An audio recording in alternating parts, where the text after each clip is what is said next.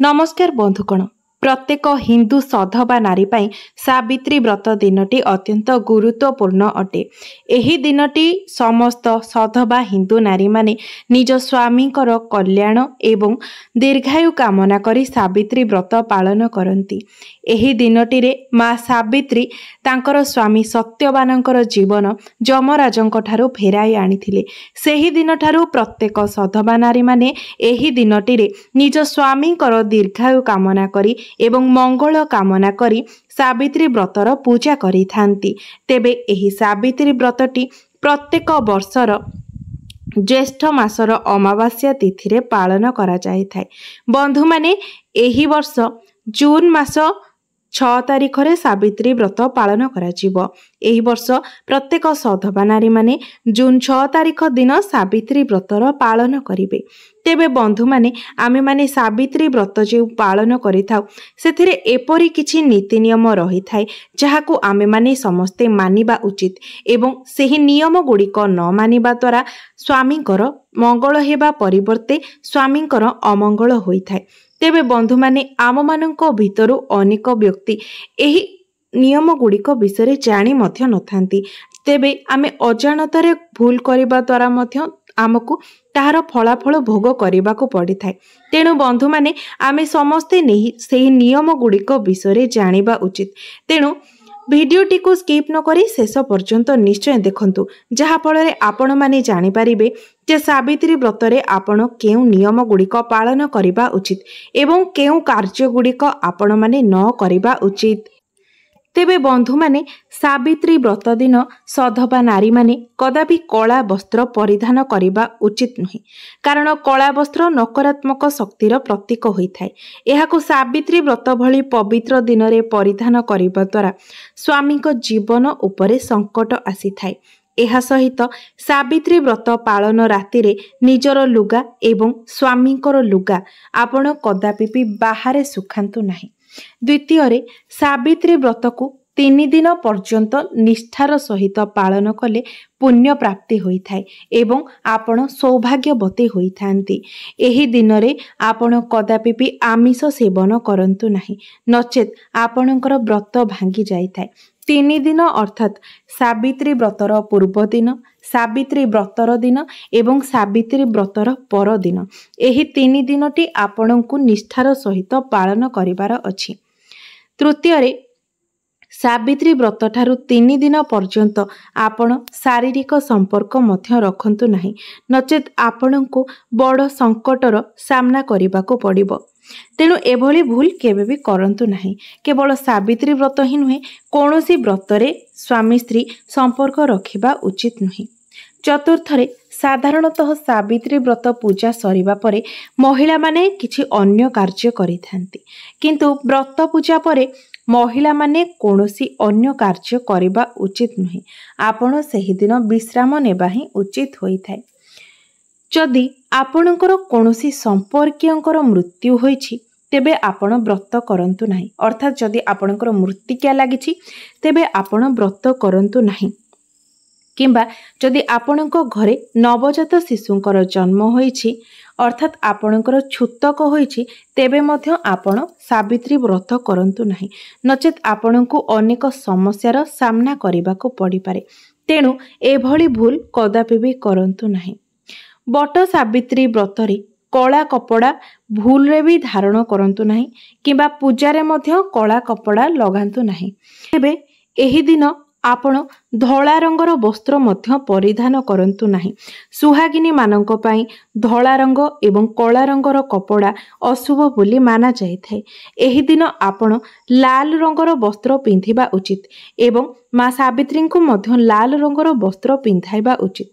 एपरि करिबा द्वारा आपणଙ୍କୁ माँ सावित्रींकर विशेष कृपा प्राप्त होइथाए। सावित्री माँ एथिरे प्रसन्न होई आपणଙ୍କୁ अखंड सौभाग्यवतीर आशीर्वाद देइथांती।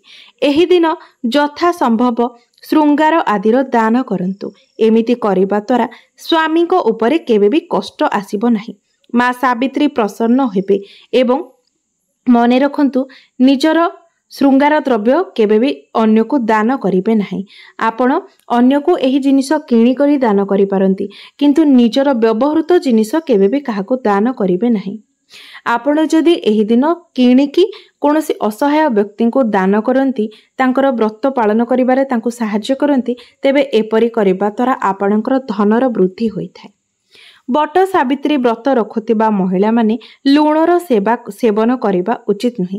ଏହି ଦିନ ଆପଣ ବିନା ଲୁଣରେ ଖାଦ୍ୟ ଖାଆନ୍ତୁ। ଘରେ କୌଣସି ବି ସଦସ୍ୟଙ୍କୁ ମାଛ, ମାଂସ କିମ୍ବା ମଦର ସେବନ କରିବା ଉଚିତ ନୁହେଁ। ଏହି ଦିନ ସମ୍ଭୋଗ କରିବା ମଧ୍ୟ ଉଚିତ ନୁହେଁ। ଏହି ଦିନ ଆପଣ ମୁଖରୁ କୌଣସି କଟୁ ବାକ୍ୟ ମଧ୍ୟ ବାହାର କରିବା ଉଚିତ ନୁହେଁ। ବୟସ୍କ ଗୁରୁଜନ ବ୍ୟକ୍ତିମାନଙ୍କୁ ଅସମ୍ମାନ କରିବାକୁ ଉଚିତ ନୁହେଁ। ଘରର ନାରୀମାନଙ୍କୁ ଖରାପ ବ୍ୟବହାର ପ୍ରଦର୍ଶନ କରିବା ଉଚିତ ନୁହେଁ। ଏହି ଦିନ ବେଶୀ ସମୟ ଶୋଇବା ମଧ୍ୟ ଉଚିତ ନୁହେଁ। ଏପରି କରିବା ଦ୍ୱାରା ଆପଣଙ୍କୁ ଘୋର ପାପ ଲାଗିଥାଏ ଏବଂ ସ୍ୱାମୀଙ୍କର ଆୟୁଷ ମଧ୍ୟ ହାନି ହୋଇଥାଏ। ଏହି ଦିନ ଆପଣ ସୂର୍ଯ୍ୟୋଦୟ ପୂର୍ବରୁ ଉଠିଯାଆନ୍ତୁ ଏବଂ ସ୍ନାନ କରି ନିଜର ବ୍ରତ ଆରମ୍ଭ କରନ୍ତୁ। ଏପରି କରିବା ଦ୍ୱାରା ମା ସାବିତ୍ରୀ ପ୍ରସନ୍ନ ହୋଇଥାନ୍ତି। ଶାସ୍ତ୍ର ଅନୁଯାୟୀ ବଟ ସାବିତ୍ରୀ ବ୍ରତ ଦିନ ତଥା ସାବିତ୍ରୀ ବ୍ରତ ଦିନ ଆପଣ ସ୍ୱାମୀଙ୍କ ପାଇଁ ଯେଉଁ ବ୍ରତ ରଖିଛନ୍ତି ସେଥିପାଇଁ ନିଜ ମଥାରେ ସିନ୍ଦୁର ଟିକିଏ ଲମ୍ବା ଏବଂ ଅଧିକ ଲଗାନ୍ତୁ। ଏମିତି କରିବା ଦ୍ୱାରା ସ୍ୱାମୀଙ୍କର ଆୟୁଷ ବଢ଼ିଥାଏ। ମଥାରେ କମ୍ ସିନ୍ଦୁର ଲଗାଇବା ଦ୍ୱାରା ସ୍ୱାମୀଙ୍କ ଆୟୁଷ ମଧ୍ୟ କମ୍ ହୋଇଥାଏ। ତ ସେଥିପାଇଁ ଆପଣ ମଥାରେ ଅଧିକ ସିନ୍ଦୁର ଲଗାନ୍ତୁ। ସାବିତ୍ରୀ ବ୍ରତ ଦିନ ଲାଲ ରଙ୍ଗର ଫୁଲ ଅର୍ପଣ କରିବା ଉଚିତ। ଏମିତି କରିବା ଦ୍ୱାରା ଆପଣଙ୍କ ପରିବାରରେ ଏବଂ ଦାମ୍ପତ୍ୟ ଜୀବନରେ ସୁଖ ଶାନ୍ତି ବନି ରହିଥାଏ। ଏହି ଦିନ ଘରେ ମିଠା ଜିନିଷ ଅବଶ୍ୟ ପ୍ରସ୍ତୁତ କରିବା ଉଚିତ ଏବଂ ଏହାକୁ ଭୋଗ ଲଗାଇବା ଉଚିତ। ମାମୁଲି ବ୍ରତ ଭାବି ମହିଳାମାନେ ନିଜର କେଶକୁ ଏହି ଦିନ କାଟିଥାନ୍ତି, ଯାହାକି ଏହାଦ୍ୱାରା ଘୋର ପାପ ଲାଗିଥାଏ।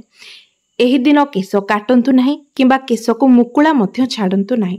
ସଧବା ନାରୀମାନେ କେଶ ମୁକୁଳା କରିବା ଅତ୍ୟନ୍ତ ଅଶୁଭ ହୋଇଥାଏ ଏବଂ ଏମିତି କରିବା ଦ୍ୱାରା ସ୍ୱାମୀଙ୍କର ଅମଙ୍ଗଳ ମଧ୍ୟ ହୋଇଥାଏ। ତେଣୁ ଏହି ଦିନ ଭୁଲରେ ବି ଆପଣ ନିଜର କେଶ କିମ୍ବା ନଖ କାଟନ୍ତୁ ନାହିଁ କିମ୍ବା କେଶକୁ ମୁକୁଳା ମଧ୍ୟ କରନ୍ତୁ ନାହିଁ। ଏହି ଦିନ ଯେଉଁ ବି ଜିନିଷ ଅର୍ପଣ କରିବେ ଦେଖିନେବେ ଯେପରି ସେହି ଜିନିଷ ଖଣ୍ଡିତ ନ ହୋଇଥିବା ଉଚିତ କିମ୍ବା କୌଣସି ବି ଭଙ୍ଗା ନ ହୋଇଥିବା ଉଚିତ। କୌଣସି ବି ଜିନିଷ ଭଙ୍ଗା ଫଟା ହୋଇଥିଲେ ତାହା ଅତ୍ୟନ୍ତ ଅଶୁଭ ହୋଇଥାଏ। ଏହି ଦିନ ଆପଣ ଧଳା, କଳା ଏବଂ ନୀଳ ରଙ୍ଗର ଚୁଡ଼ି କିମ୍ବା ଭାଙ୍ଗି ଯାଇଥିବା ଚୁଡ଼ି ଭୁଲରେ ମଧ୍ୟ ପିନ୍ଧିବା ଉଚିତ ନୁହେଁ। ଏହାଦ୍ୱାରା ଆପଣଙ୍କୁ ଘୋର ପାପ ଲାଗିଥାଏ ଏବଂ ବ୍ରତ ମଧ୍ୟ ଭାଙ୍ଗି ଯାଇଥାଏ। ଏହି ଦିନ ମଙ୍ଗଳସୂତ୍ର ପିନ୍ଧିବାକୁ ଭୁଲନ୍ତୁ ନାହିଁ, ନଚେତ୍ ଆପଣଙ୍କର ବ୍ରତ ପୁରା ମାନା ଯାଇଥାଏ। ଏହା ବ୍ୟତୀତ ଏହି ଦିନ ନିଜ ଗଳାରୁ ଆପଣ ମଙ୍ଗଳସୂତ୍ର ଓହ୍ଲାନ୍ତୁ ମଧ୍ୟ ନାହିଁ। ତେବେ ବନ୍ଧୁମାନେ, ଏହି ସାବିତ୍ରୀ ବ୍ରତ ତ ସମସ୍ତ ସଧବା ନାରୀମାନେ ନିଜର ସ୍ୱାମୀମାନଙ୍କ ଉଦ୍ଦେଶ୍ୟରେ କରିଥାନ୍ତି। ତେବେ କେଉଁ ନାରୀମାନେ ଏହି ବ୍ରତ ରଖିପାରିବେ ନାହିଁ? ଯଦି ଆପଣଙ୍କ ମନରେ ନିଜର ସ୍ୱାମୀଙ୍କର ଭାବନା ନ ଆସି କୌଣସି ଅନ୍ୟ ପୁରୁଷଙ୍କର ଭାବନା ଆସେ, ତେବେ ଏହା ଆପଣଙ୍କର ଚରିତ୍ର ପାଇଁ ଭଲ ମାନାଯାଇନଥାଏ। ଆଚାର୍ଯ୍ୟ ଚାଣକ୍ୟ କୁହନ୍ତି, ଯାହାର ମନ ପବିତ୍ର ହୋଇଥାଏ ସେ ହିଁ ଭଲ ଜୀବନସାଥୀ ହୋଇଥାଏ ଏବଂ ନିଜର ସ୍ୱାମୀଙ୍କୁ ହିଁ ସର୍ବଦା ପ୍ରେମ କରିଥାଏ। ଗର୍ଭବତୀ ମହିଳା ସାବିତ୍ରୀ ବ୍ରତ ଗର୍ଭବତୀ ମହିଳାମାନଙ୍କ ପାଇଁ ବହୁତ କଠିନ ଭରା ସମୟ ହୋଇଥାଏ। ଏହି ସମୟରେ ବ୍ରତ ରଖିଲେ ଗର୍ଭବତୀ ମହିଳାଙ୍କୁ ଅନେକ ସମସ୍ୟାର ସମ୍ମୁଖୀନ ହେବାକୁ ପଡ଼ିଥାଏ। ଶାସ୍ତ୍ରରେ ଏହା ଉଲ୍ଲେଖ ନାହିଁ ଯେ ଗର୍ଭବତୀ ମହିଳା ସାବିତ୍ରୀ ବ୍ରତ ରଖିବା ଉଚିତ ନୁହେଁ, କିନ୍ତୁ ଯଦି ଆପଣଙ୍କର ଶରୀରରେ ଦୁର୍ବଳତା ଥାଏ ତ ଏହି ବ୍ରତ ପାଳନରେ ଏମିତି ସମୟରେ କରନ୍ତୁ ନାହିଁ। ଯଦି ଆପଣ ଏହି ସମୟରେ ବ୍ରତ ରଖିବାକୁ ଚାହୁଁଛନ୍ତି ତେବେ ଡାକ୍ତରଙ୍କର ପରାମର୍ଶ ନିଶ୍ଚୟ ନିଅନ୍ତୁ ଏବଂ ସମ୍ପୂର୍ଣ୍ଣ ଉପବାସ କଦାପି ବି କରନ୍ତୁ ନାହିଁ। ଫଳ, ଶାଗୁ ଏହିସବୁ ଜିନିଷ ଆପଣ ସେବନ କରନ୍ତୁ, କିନ୍ତୁ ସମ୍ପୂର୍ଣ୍ଣ ରୂପରେ ଉପାସ କରନ୍ତୁ ନାହିଁ। ଶାସ୍ତ୍ର ଅନୁସାରେ କିଛି ନିୟମ ଏମିତି ଅଛି ଯେଉଁଠି ସ୍ୱାମୀ ସ୍ତ୍ରୀଙ୍କୁ ଏକା ସହିତ ରହିବା ଉଚିତ। ଯେଉଁ ସ୍ୱାମୀ ସ୍ତ୍ରୀ 7 ଫେରା ନ ନେଇ ଅର୍ଥାତ୍ ବିବାହ ନ କରି ଏକା ସହିତ ରହୁଛନ୍ତି, ଯାହାକୁ ବର୍ତ୍ତମାନ ଆମେ ଲିଭ୍ ଇନ୍ ରିଲେସନସିପ୍ ବୋଲି କହୁଛେ, ତ ଏମିତି ମହିଳାଙ୍କୁ ଏହି ବ୍ରତ ରଖିବା ଉଚିତ ନୁହେଁ, କାରଣ ସେମାନଙ୍କର ବିବାହ ହୋଇନାହିଁ। ଏମିତି ବ୍ରତ ରଖିବା ଦ୍ୱାରା ଏହାକୁ ଅଶୁଭ ଏବଂ କଳଙ୍କିତ ମଧ୍ୟ ମାନା ଯାଇଥାଏ। ସ୍ୱାମୀ ସ୍ତ୍ରୀଙ୍କ ମଧ୍ୟରେ ଯଦି ଅନେକ ଦିନରୁ ଝଗଡ଼ା ହେଉଛି ଏବଂ ଏମିତିକି କଥା ଆପଣଙ୍କର ଛାଡ଼ପତ୍ର ପର୍ଯ୍ୟନ୍ତ ପହଞ୍ଚି ଯାଇଛି ତ ଏମିତି ସମୟରେ ମଧ୍ୟ ବ୍ରତ ରଖିବାର କୌଣସି ମୂଲ୍ୟ ନାହିଁ। ବନ୍ଧୁମାନେ, ଆଉ ଗୋଟିଏ କଥା ହେଉଛି ସାବିତ୍ରୀ ବ୍ରତରେ ବାପ ଘରୁ ଭାର ଆସିଥାଏ। ମାତ୍ର ମନେ ରଖନ୍ତୁ, ଯଦି ଆପଣଙ୍କର ବାପ ଘରର ସାମର୍ଥ୍ୟ ନଥାଏ ଆପଣଙ୍କୁ ଭଲ ଭାବରେ ଭାର ଦେବା ପାଇଁ, ତେବେ ଆପଣ ବାପଘର ଉପରେ କେବେ ବି ଚାପ ପକାନ୍ତୁ ନାହିଁ। କାରଣ ଏହି ବ୍ରତଟି ଆପଣମାନେ ନିଜ ସ୍ୱାମୀଙ୍କର ମଙ୍ଗଳ ଉଦ୍ଦେଶ୍ୟରେ କରୁଛନ୍ତି। ତେଣୁ ବାପ ଘରୁ ଯେ ସବୁ ଭାର ଆସିବ ସେମିତି କିଛି ନିୟମ ନାହିଁ। ଯଦି ଆପଣଙ୍କର ବାପ ଏବଂ ଭାଇଙ୍କର ସାମର୍ଥ୍ୟ ନାହିଁ ତେବେ ସେମାନଙ୍କୁ ଚାପ ନ ଦେଇ ଆପଣଙ୍କର ରୋଜଗାର ଅନୁସାରେ ଯେତିକି ସକ୍ଷମ ସେତିକିରେ ଜିନିଷ କିଣି ଆପଣ ବ୍ରତ ପାଳନ କରନ୍ତୁ। ଆପଣଙ୍କ ମନରେ ଯଦି ଶ୍ରଦ୍ଧା ଥିବ, ବିଶ୍ୱାସ ଥିବ, ଭକ୍ତି ଥିବ ଏବଂ ସ୍ୱାମୀଙ୍କ ପ୍ରତି ଆପଣ ସଦ୍ଭାବନା ଥିବ, ଭଲ ପାଇବା ଥିବ ଏବଂ ସ୍ୱାମୀଙ୍କ ଚରଣରେ ଆପଣଙ୍କର ମତି ଥିବ, ତେବେ ନିଶ୍ଚିତ ଭାବରେ ଆପଣଙ୍କୁ ମା ସାବିତ୍ରୀଙ୍କର ଆଶୀର୍ବାଦ ପ୍ରାପ୍ତ ହେବ। ଏମିତି ନୁହେଁ ଯେ ଆପଣ କେବଳ ବାପ ଘରୁ ଭାର ଆଣିଲେ ହିଁ ଆପଣ ସାବିତ୍ରୀ ବ୍ରତ କରିବେ। ନିଜ ସ୍ୱାମୀଙ୍କ ପଇସାରେ ମଧ୍ୟ ଆପଣ ସାବିତ୍ରୀ ବ୍ରତ ପାଳନ କରିପାରିବେ। ତେବେ ବନ୍ଧୁମାନେ, ମୋର ଏହି ଭିଡ଼ିଓଟି ଯଦି ଆପଣମାନଙ୍କୁ ଭଲ ଲାଗିଥାଏ ତେବେ ଭିଡ଼ିଓଟିକୁ ଲାଇକ୍ କରି ଚ୍ୟାନେଲଟିକୁ ନିଶ୍ଚୟ ସବସ୍କ୍ରାଇବ୍ କରିଦେବେ ଏବଂ କମେଣ୍ଟ ବକ୍ସରେ ଜୟ ମା ସାବିତ୍ରୀ ନିଶ୍ଚୟ ଲେଖିବେ।